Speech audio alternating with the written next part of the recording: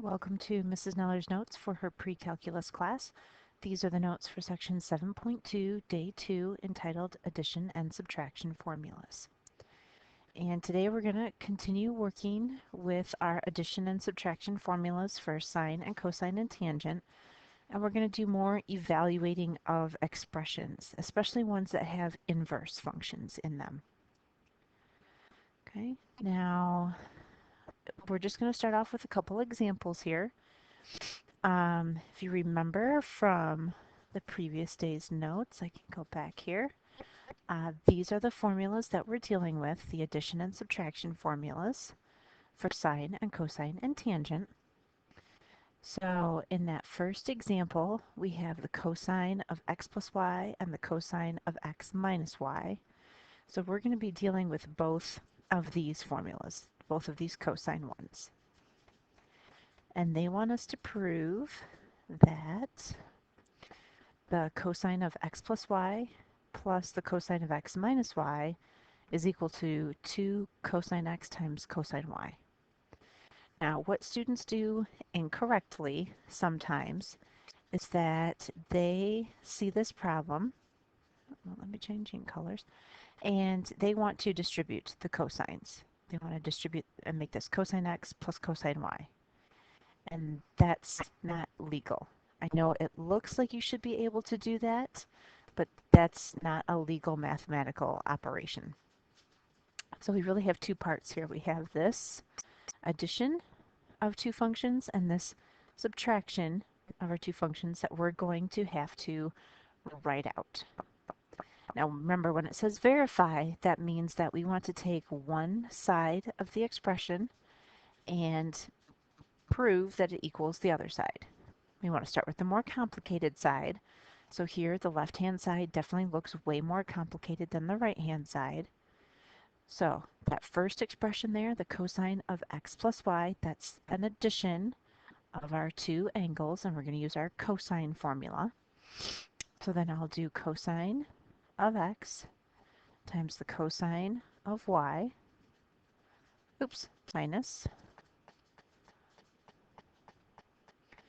minus the sine of x times the sine of y. Okay, so that's the first part that I rewrote. Let's see if it'll let me change colors now. Now it will. Okay. So now the second part here, I'm going to expand that as well. And I'm going to use my subtraction formula now for cosine. So I'll have the cosine of x times the cosine of y plus the sine of x times the sine of y. Okay, now I have to see if this equals the right-hand side as I go through and I simplify. And if I look at my terms here, let's see, I have cosine x, cosine y. I have another cosine x, cosine y. So if I added them together, that would be my 2 cosine x, cosine y. But I have to get rid of the signs. So I have a negative sine x, sine y, and a positive sine x, sine y. Oh, good. So those are going to eliminate if I added my like terms and combine them together. 1 plus negative 1 cancels out. So now I'm just left with 2 cosine x, cosine y. And that's what I wanted the right-hand side of the equation to be. Okay, so this is just a really good example for remembering that you can't just distribute the cosines.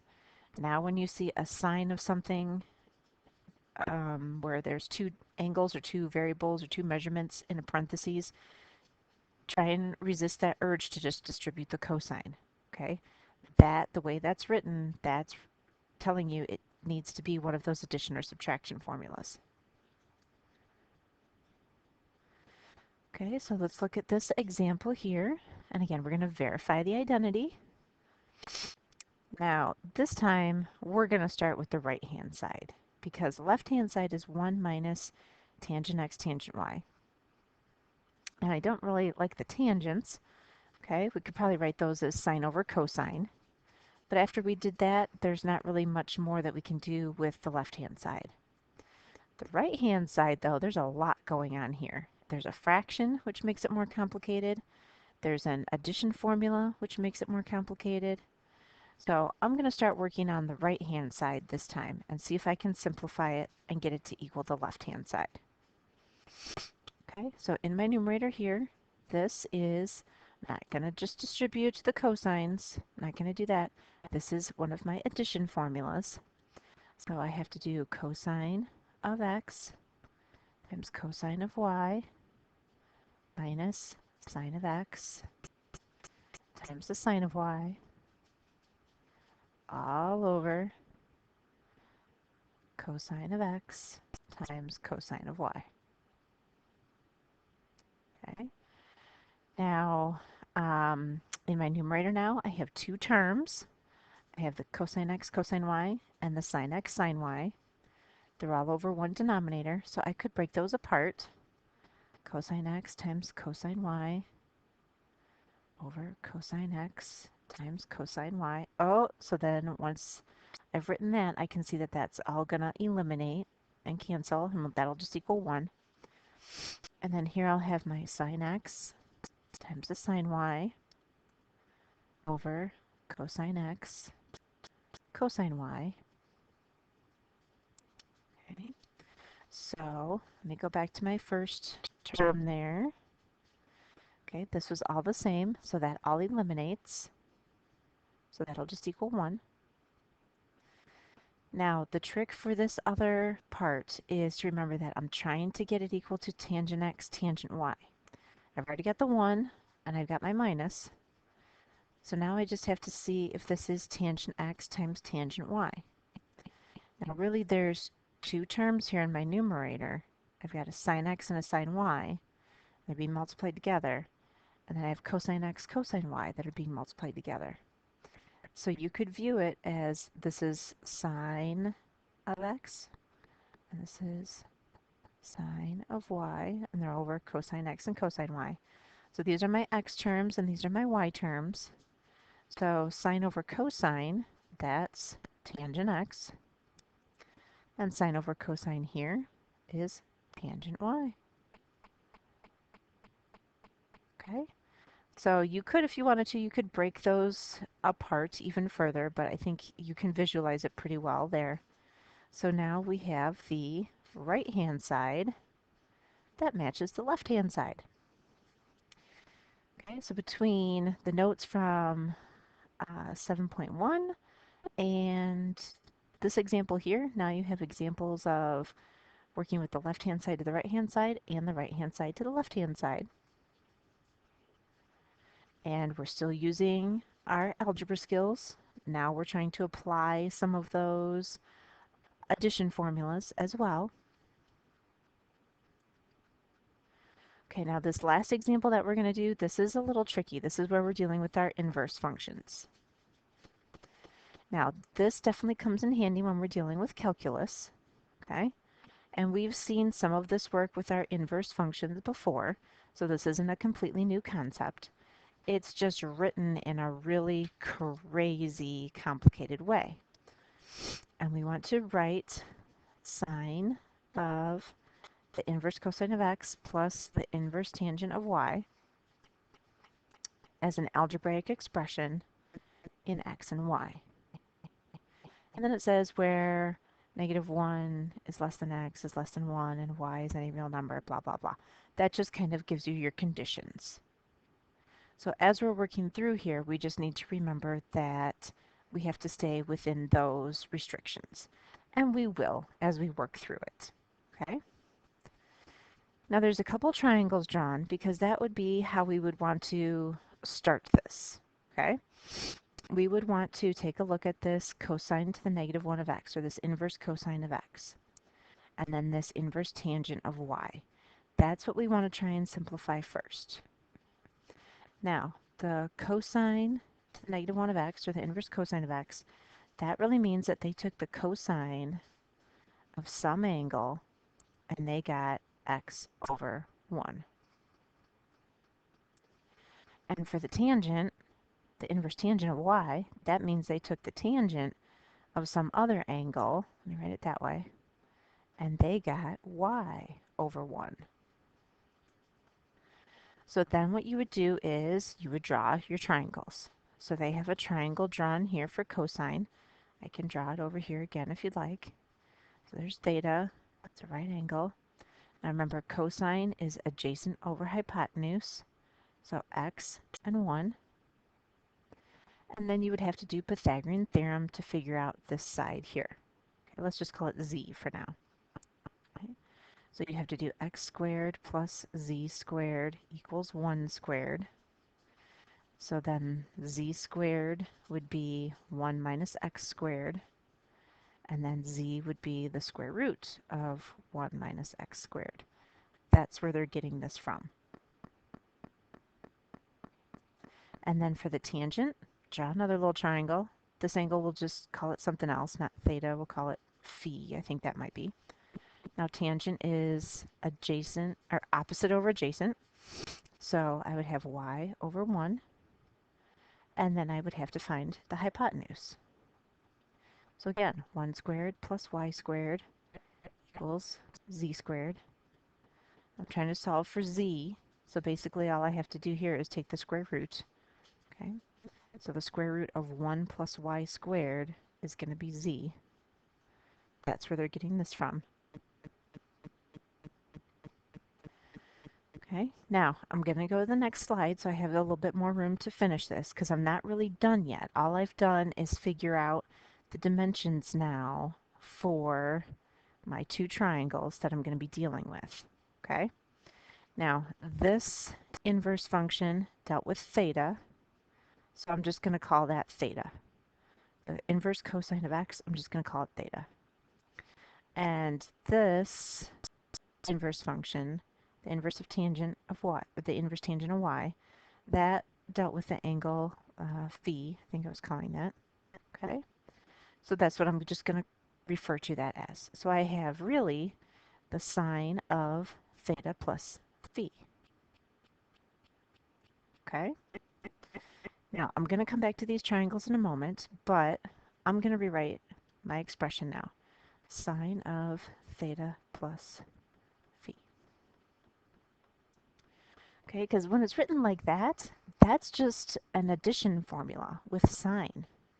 And we have that on our formula sheet. Okay, so that is the sine of theta times the cosine of phi plus the cosine of theta times the sine of phi. But now I have to go back to my triangles and figure out what the sine of theta and the cosine of theta and the sine of phi and the cosine of phi are. So if I go back to my triangle here for theta, sine of theta is going to be opposite over hypotenuse. So that's going to be the square root of 1 minus x squared. Put it over 1 if you want.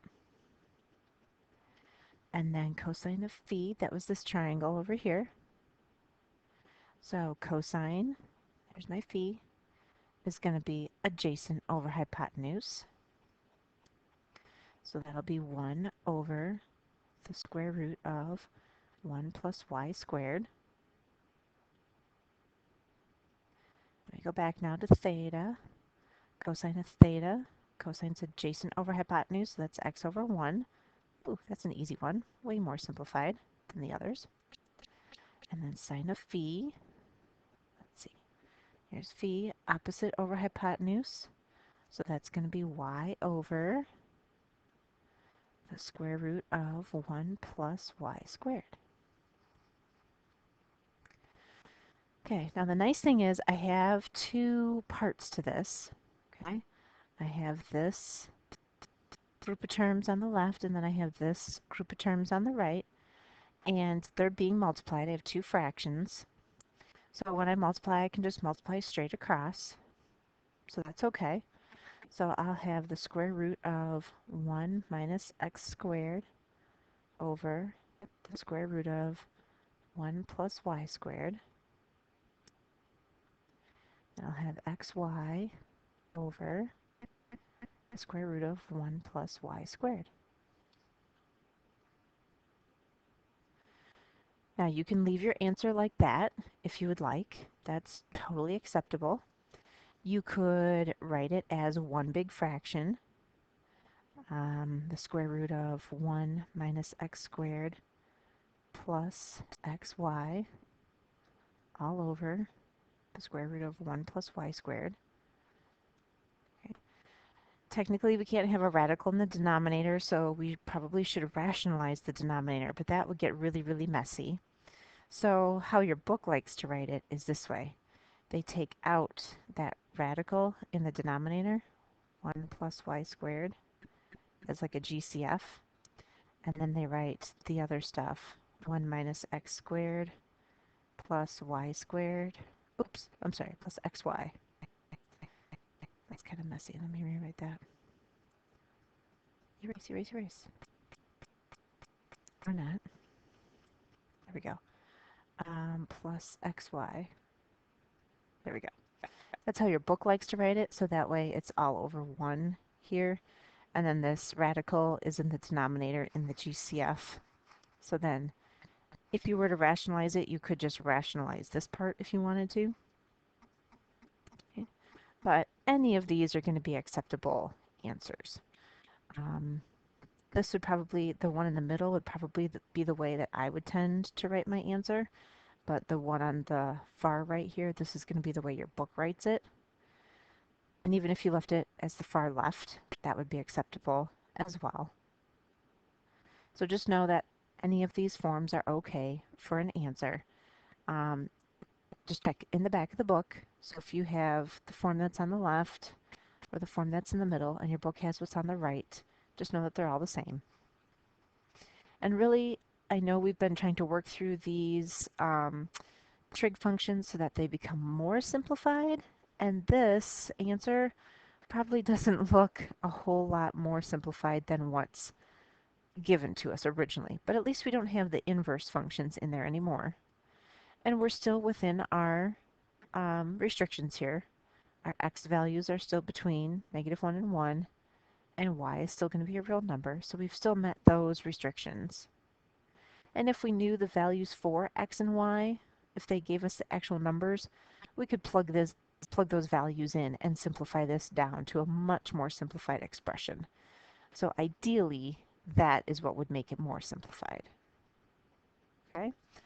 But this is a high-level type problem because it's combining those inverse functions where you have to draw the triangle and use Pythagorean theorem to find the missing side. So that's something from the previous chapter. And now you're using it with these identity functions here, where you're realizing that you're just doing the sum formula for sine, and then you're able to substitute in the values that you know them to be because of the triangles. Okay, so look through that example a few times, go through the steps a few times, rewatch this part of the video if you need to, but that's probably the toughest problem that you're going to see. So again, this is your homework to practice these concepts. Make sure you're writing everything out. Make sure you're showing your work. The solutions are worked out in the binder in the classroom, and they're odds, so you can check the answers in the back of the book. And if you have any questions, come on in and see me before school.